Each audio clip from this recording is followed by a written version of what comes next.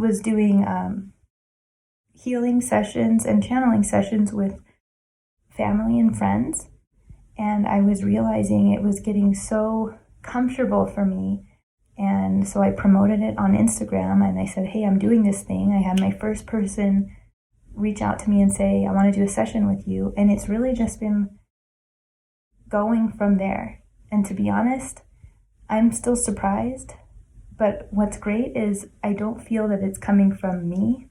I have a lot of faith in these gifts that were given to me, but I don't feel they're mine. It's not me doing work. I'm not pushing it. I'm not forcing it. It's unfolding naturally. And I think in the past, I would have felt a lot of responsibility to get it right, to do the right healing, to say the right thing.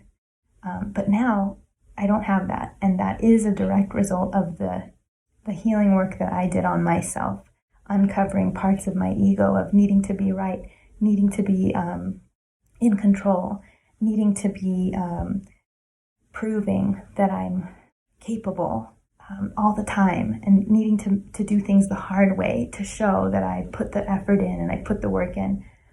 All of that in the past would have made what's happening right now unattainable. I wouldn't have been able to do it. I've had some people in my life share that they're surprised about some of the direction that my coaching has gone. Being open about channeling and crystal healing and doing that kind of thing. It's been a surprise to the people who have known me for a long time, and it's also been a surprise to me, but not really. So let me just share a little bit about how this happened and how these spiritual gifts came about. So when I say spiritual gifts, I mean we all come here to this earth with spiritual gifts. I truly believe that. And it might be things like the ability to do hands-on healing with people, the ability to counsel, the ability to prophesize or see things before they happen. Channeling is one of them, which means getting information from source, from God, from spirit, whatever you want to call it. And then there's mediumship, being able to communicate with beings who have passed or other spirits who are in another dimension.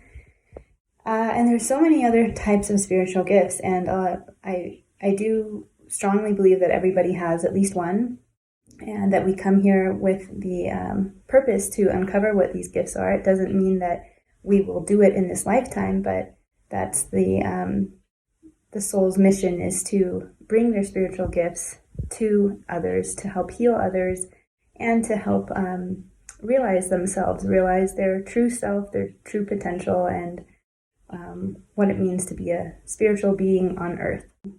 And so I had someone say, I never thought that you would be someone who could do this kind of thing. And I was in a conversation, and the other person that was with us said, I'm not surprised, because when you were a little girl, when they know this about me, when I was little, I would see beings in my room. I saw a couple different sorts of people in my room when I was younger. And I knew they weren't, family members, and they weren't anyone really in the house. It was on a different dimension, and I would see them. And I was really confused about it back then. I didn't know what it meant, but there was some kind of connection. And I'm not saying that has to be your story to believe that you have your own spiritual gifts. I mean, that just gave me a clue that, this has always been a part of my life. I just wasn't really aware of it, and I didn't know what to do with it or how to use it. And so, if you're someone who is wondering why all of a sudden is she posting these things about channeling and, talking to animals and doing crystal healing, this is for you, because I want you to know it has not been an overnight process. This has been a long-term process that took a lot of work on my end, a lot of healing, a lot of money, a lot of intention. I put a lot of focus into healing myself, and as I began to heal myself, traumas, beliefs, all kinds of things that I was carrying that I think anyone could probably relate to, things that happen in childhood, things you hear, things you see, the way you feel. A lot of that needs to be undone as we're adults, and we realize that those old patterns are no longer serving us. And as we release those things, we start to come into a different way of looking at the world and knowing ourselves, and we start to tap into our true self. We're no longer relating to the world through our injuries and traumas. We're relating to the world from a much cleaner, I would say, much cleaner interface. When I was turning 30, which must have been in 2017, 2018, something like that, I started feeling a deep need to heal and undo some conditioning, because I knew that I was pretty damaged and I had a lot of past stuff that was coming up into my life, and it wasn't, let's just say it wasn't pretty. So I started to put out there, please help me heal, help me uncover this, because I can't live like this anymore. And I had a specific night where I went to a park and I felt, very inspired, very alive. I was alone. The trees were swaying at night, and there were those kind of trees that are like, they look naked, like they're very smooth, and they're very tall. And so I felt like I was just in this forest of really tall beings that were sort of glowing in the night. These were just trees, but it was just a cool experience. And no, I was not high, and I, wasn't doing any psychedelics or anything like that. It was just a sense, And I remember sitting down by a tree and putting my hands on it behind me like this. It was behind me, so I cupped my hands around it, both of my hands on either side behind. And I felt all this energy coming through my hands, like just like electric energy going through my palms. And I just remember that feeling. It was so surprising and really cool, and I just kind of always remembered it. But again, knew nothing about this kind of thing or what it could mean. That stuck with me. And then about 2 years later, my brother suddenly died. And when he died, I had some pretty profound experiences around his death, like, from, when I visited his body. When I went to see him, and, he was no longer alive as we know it, but I felt the sense of his energy to the right of me. And actually we were communicating, but telepathically. And I knew I was having this conversation, but again, at that moment, I didn't think anything of it. I was too much in the emotions of seeing his body lifeless, but having this sense of his energy being off to the right to my right. And we were almost like in a short exchange, a conversation.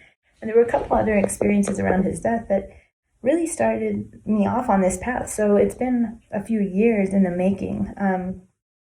It really was catalyzed by my brother, but there were always moments and instances of being open to other forms of energy. Let's just put it that way, like being open to energy, period, just energy, and not being so stuck or glued to the physical as we know it, but having an awareness of, there's more to our world than what we can feel and see and make logical sense of. There's much more to our world than our logical explanations and justifications and intellectual understandings.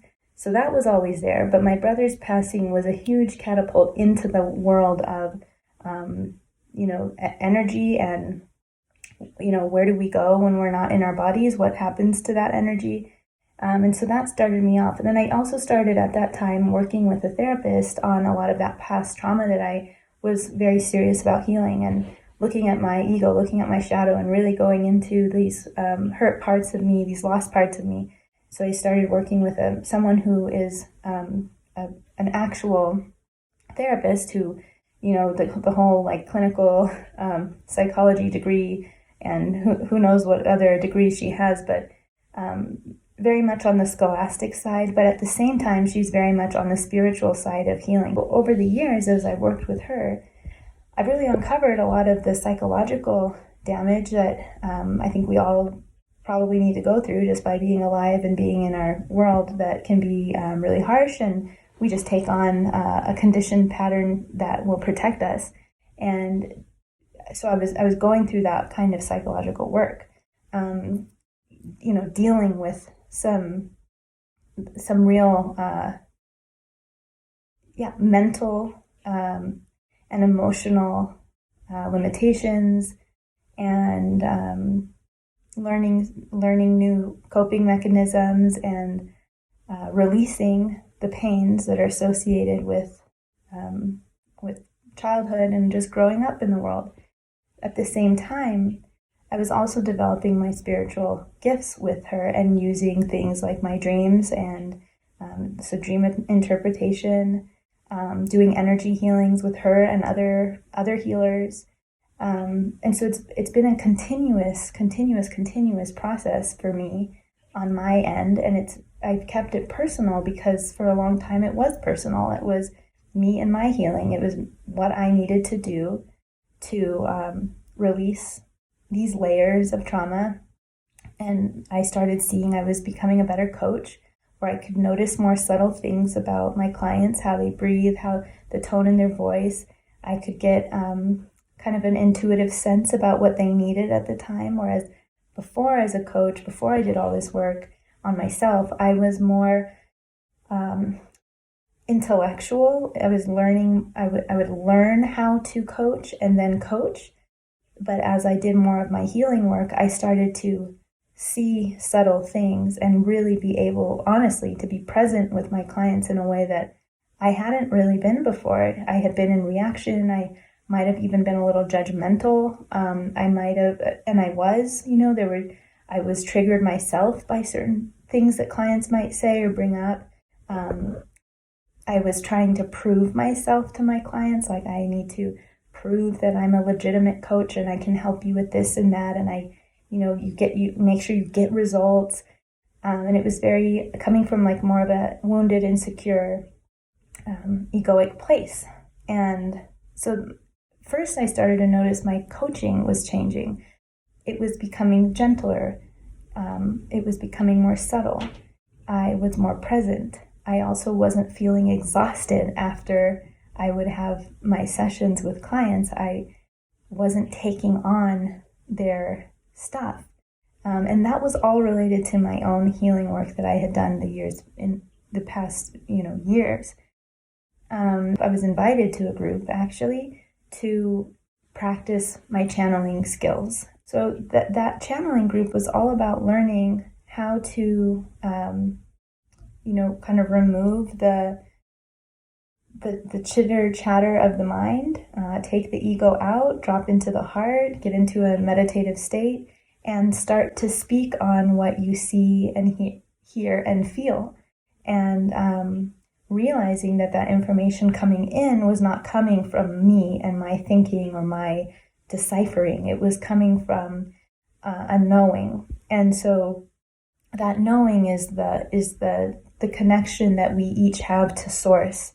It's a connection that we have to everything that is that maybe we don't see.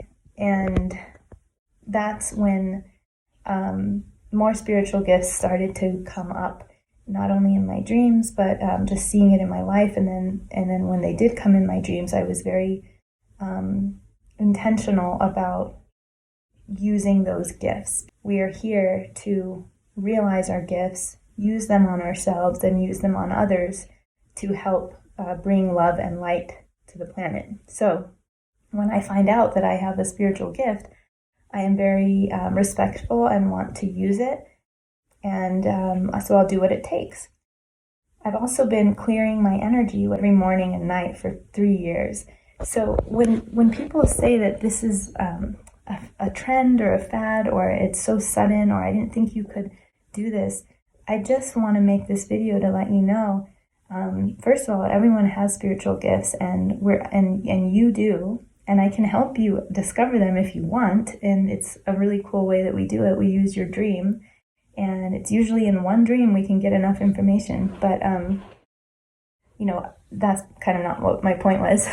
My point was that it's been a long process for me to get to this place, and I've had my ego lately having a problem with the word easy. It's been so easy because how it feels for me right now is this is feeling quite easy. It's feeling like the messages are coming through. I'm getting better at channeling. I'm now realize I'm a medium. I can speak with other people's lost loved ones. I can speak with spirits, beings that are not on my team but on other people's team. I can communicate with animals. So this is almost a newer version of channeling that I didn't know I was so comfortable in. But as it turns out, my ego was having trouble with the word easy, almost as if it's easy, it means I didn't work hard enough. And I had to realize and work through this ego, having almost a sense of shame or guilt around easy, and show it that it has not been easy. It's actually been hard. It's been long. It's been intentional, focused work. It's been my whole childhood and things that happened to me when I was young that were harmful and hurtful. I had to overcome those to uncover the layers and be able to work in this way. And then I had to lose my brother to realize this. And then I had to pursue the healing path, and I was very intentional about it. So it hasn't been an overnight thing, but I'm in this point in my life right now, or this phase where it's unfolding quite naturally for me, and so it looks easy, and it is right now. It feels great. It feels my egoic self wanted to say a while ago, it's too good to be true. But I'm realizing it is this good, it is true. I've put the work in, and this is where I am. So I wanted to share that with you, and just in case you're interested, or maybe this gives you some inspiration about your healing path. And we are not meant to come into this world with all the answers. I feel like a different person than I was 10 years ago and 5 years ago and even 1 year ago.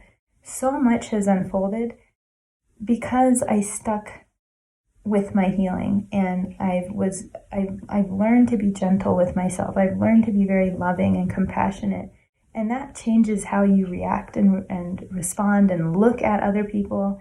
And so there's so many possibilities once you are committed to loving yourself, knowing yourself, accepting yourself. I don't remember where I was in that train of thought.